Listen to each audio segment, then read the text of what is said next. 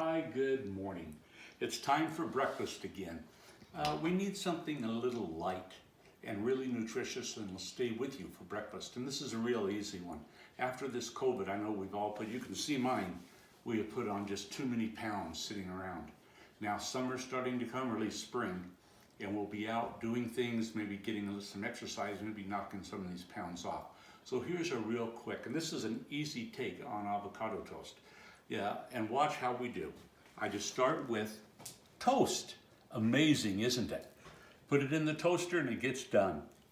I'm going to take my toast and I'm going to put cottage cheese. I know that sounds really gross, but it is really good. It's healthy, nutritious, low calorie on there. So I'm going to put a little, all I did is put about two teaspoons, not a tablespoon, 2 teaspoons on here and spread it kind of like mayonnaise. It's on the toast. Now you could use a wheat toast. I just didn't have any. Wheat, rye, whatever the bread you want. Sourdough. Wheat might be a little better that's on there.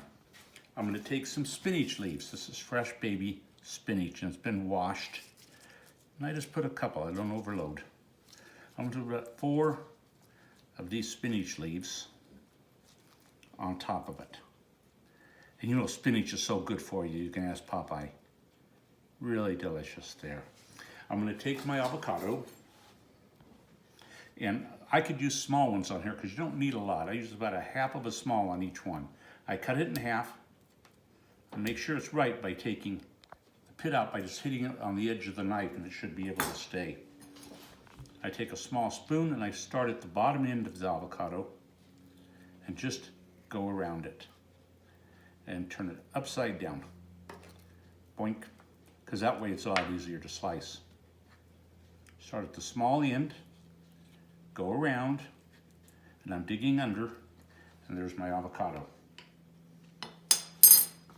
Leave that right there. I'm going to take a nice fresh garden tomato.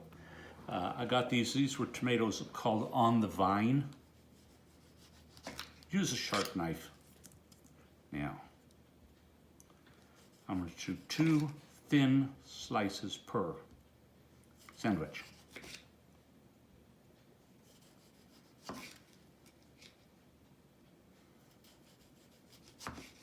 Okay, I put 2 on here.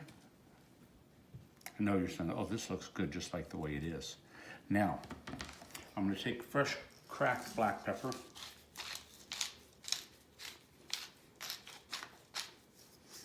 And fresh cracked sea salt. Now I'll lay my avocado. And I kind of cut on a thin diagonal. Because then, look at that, spreads right out, kind of like a flower. And I can pick this up on my knife. It doesn't, my old hands don't shake too bad. I'm gonna use a thicker blade. Yeah, come on here, you. Now lay that right on the sandwich. Don't want to miss their little brother. Okay, and again. So I'm slicing with the thicker one. It has a tendency to stick to the blade. So I don't get that beautiful fan on the first one, so I have to arrange it.